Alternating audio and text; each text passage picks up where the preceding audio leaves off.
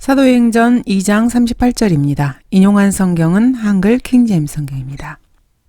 회개하라. 그리고 죄들을 사함받은 것으로 인하여 너희 각자는 예수 그리스도의 이름으로 침례를 받으라.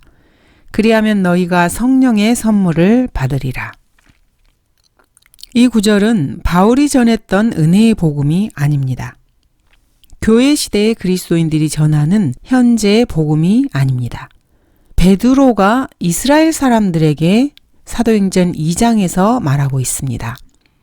너희 이스라엘 사람들아, 이 말씀들을 들으라. 이렇게 베드로가 유대인들에게 전하는 유대인들을 향한 메시지입니다. 오늘날에는 이 구절을 잘못 이해해서 수많은 이단들이 생겼습니다.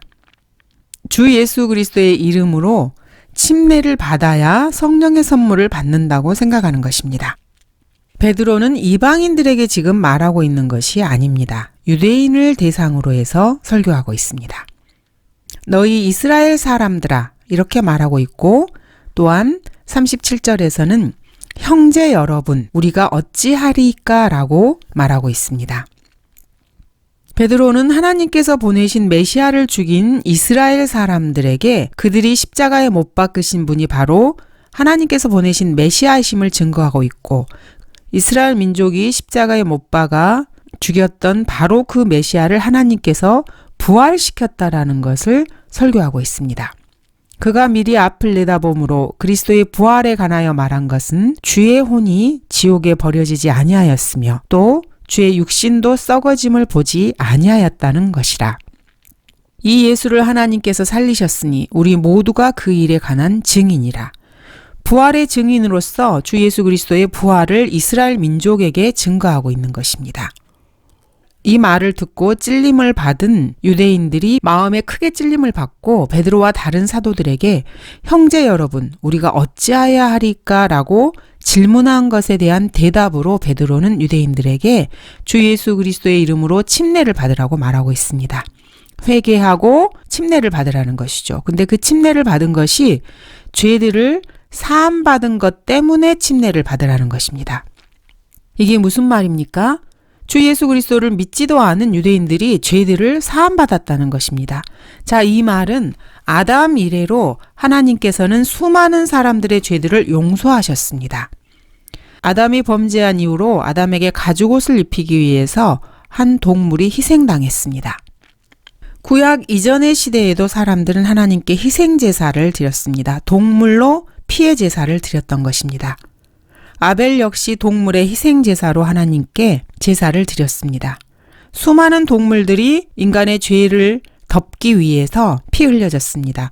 그리고 구약의 모세를 통해서 들어온 율법에서는 정식으로 피해 희생제사를 하나님께서 이스라엘 민족에게 요구하신 것입니다.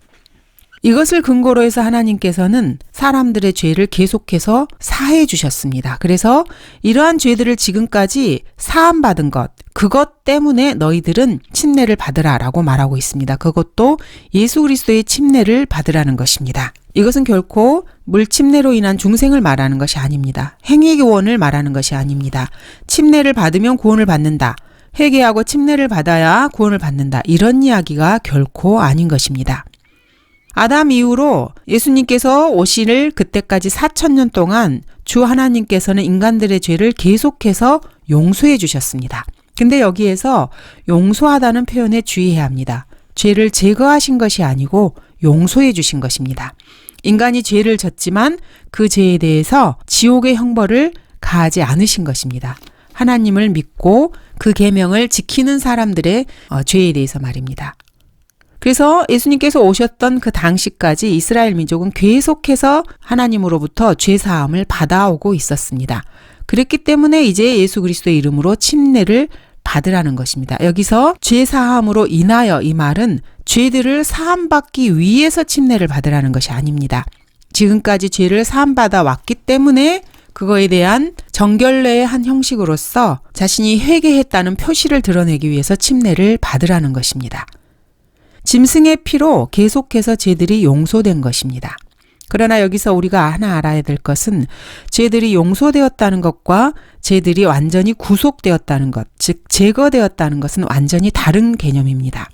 구약과 신약에서의 죄 용서의 개념은 좀 다릅니다. 이것과 같습니다. 어떤 아이가 유리잔을 한번 깼다고 가정을 해보도록 하겠습니다. 구약에서는 이 유리잔을 깬 죄에 대해서 하나님께서 그냥 동물의 피로 그것을 덮어주는 것입니다.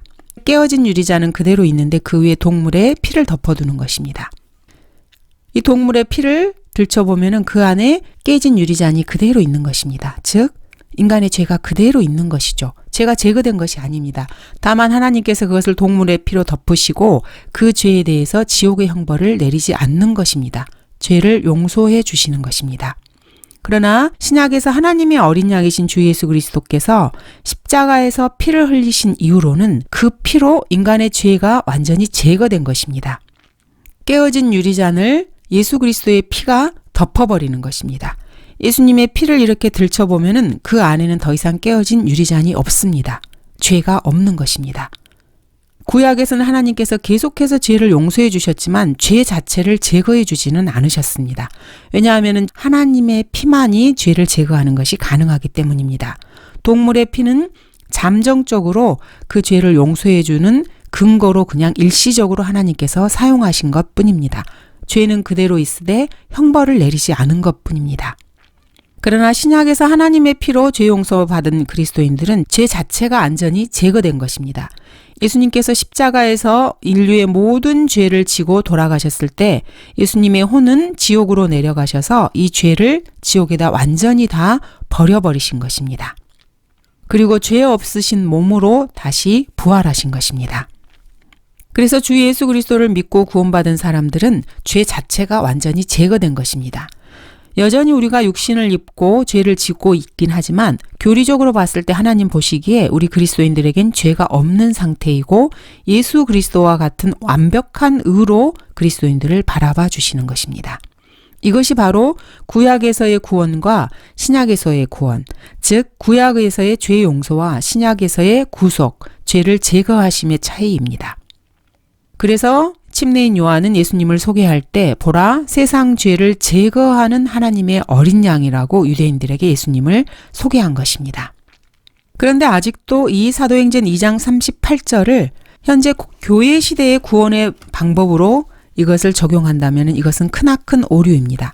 사도행전 2장까지는 아직까지 유대인들에게 기회가 있었습니다. 즉 메시아를 받아들일 수 있는 기회가 아직 있었던 것입니다. 예수님을 십자가에 못 박아 죽게 하였지만 예수님께서는 저들의 죄들을 용서하소서라고 십자가에서 기도하셨고 주 하나님께서는 그 예수님의 기도를 응답하셨습니다.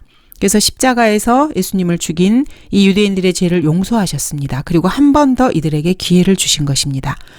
그리고 베드로나 이 사도들에게는 아직까지 십자가에서 예수님의 피로 유대인과 이방인들이 완전히 죄가 다 제거된다는 이런 개념을 알지 못한 상태였습니다. 그래서 베드로는 유대인들에게 메시아를 죽인 너희들이 그 죄를 회개하고 지금까지 너희들의 죄를 동물의 피로 용서받은 것, 그것 때문에 그것으로 인해서 너희 각자가 예수님의 이름으로 침례를 받으라. 그러면 하나님께서 너희에게 성령의 선물을 주실 것이라고 이렇게 설교하고 있는 것입니다. 메시아를 죽인 이스라엘 백성에게 자신의 육체적인 형제들에게 이렇게 설교를 하고 있는 것입니다. 그리고 사도행전 7장에서 하나님께서는 스테판을 통해서 한 번 더 이스라엘 전체 민족에게 예수 그리스도를 메시아로 받아들이라고 촉구하셨습니다. 이때 그들이 민족적으로 예수님을 영접했다면은 지금 2000년의 교회 시대는 없고 예수님께서 그 즉시로 지상에 재림을 하셔서 대환란과 천년왕국으로 이어지는 것입니다. 그러나 이스라엘 민족은 예수님을 십자가에서 못 박았고 스테판의 설교에도 분노하여서 스테판을 돌로 쳐 죽이기까지 했습니다. 다시 한번 메시아를 거절한 것입니다. 이렇게 해서 하나님의 경륜이 조금씩 변하게 된 것입니다. 인간의 의지로 하나님의 경륜을 바꾸게 된 것이죠. 그래서 하나님께서는 유대인을 상대하시던 그 경륜에서 이제는 예수 그리스도를 거절한 이 사람들을 버리시고 이방인들에게로 나아가시는 것입니다. 그리고 지금은 교회 시대이고 바울에게 계시된 하나님의 은혜의 복음이 전파되는 시기입니다. 누구나 주 예수 그리스도를 자신의 구주로 믿고 예수님께서 흘리신 피로 자신의 과거와 현재와 미래의 죄가 다 용서된 것을 믿고 예수님을 마음으로 받아들이면 누구나 하나님의 자녀가 되는 시대입니다. 이스라엘은 자신이 이스라엘 사람으로 태어나는 그 순간 민족적으로 하나님의 아들이 되었습니다. 자신의 의지와는 상관없이 말입니다. 그렇지만 구약에서는 하나님의 아들도 죄를 지으면 지옥에 가게 되었습니다. 그러나 지금 신약시대에는 자신의 의지로 자신의 죄를 인지할 나이가 되었을 때 예수님을 개인적으로 영접하는 것입니다. 그리고 참된 하나님의 아들들이 되어서 영원히 지옥에 가지 않고 하늘나라가 보장되는 것입니다. 이것이 바로 사도행전 2장 38절에서 베드로가 회개하라. 그리고 죄들을 사함받은 것으로 인해서 너희 각자가 예수 그리스도의 이름으로 침례를 받으라라고 설교한 이유입니다. 율법하에서는 동물의 피로 죄들을 사했기 때문에 죄가 결코 제거된 것이 아닙니다. 히브리서 9장 21절에서 22절을 살펴보도록 하겠습니다. 더 나아가 그는 피를 가지고 성막과 섬기는 데 쓰이는 모든 기명들에 뿌렸느니라. 율법에 따르면 거의 모든 것이 피로써 정결케 되나니 피 흘림이 없이는 죄사함이 없느니라. 구약 율법하에서는 이렇게 동물의 피 흘림을 근거로 해서 죄들을 사함받았던 것입니다.